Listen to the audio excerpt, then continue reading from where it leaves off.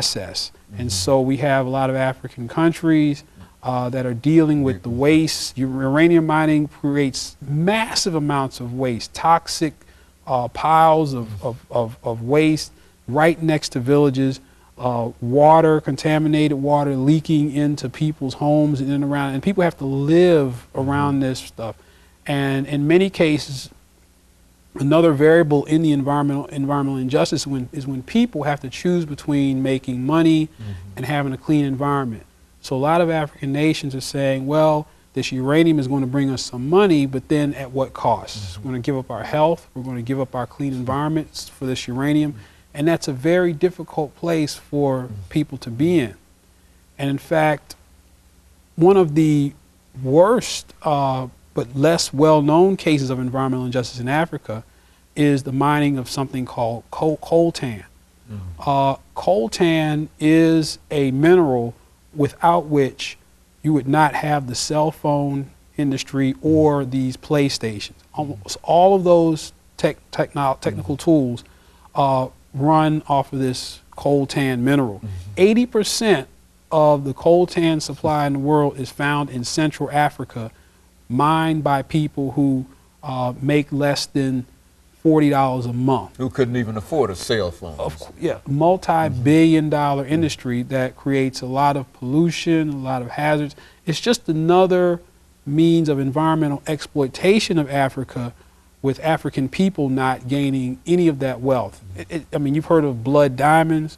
Well, you have blood diamonds, we have blood uranium. You may as well say we have blood cell phones and blood PlayStations. Even some of the timber resources from Africa are being pillaged.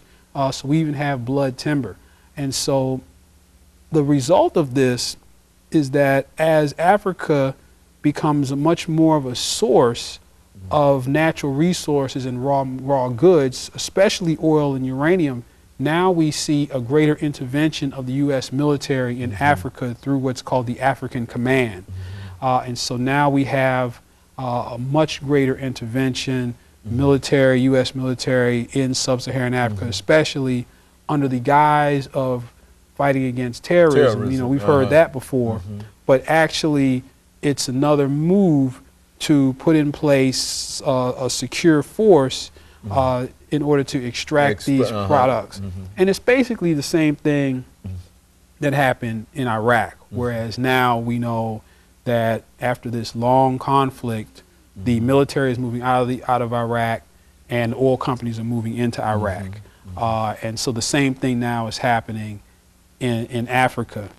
And again, the byproducts of oil and energy resource exploitation and strategic mineral exploitation is people are being exposed to all kinds suffering of the people. In other words, all over Africa. And well, what about Pakistan? You know, the recent floods in Pakistan. What impact do you think that'll have?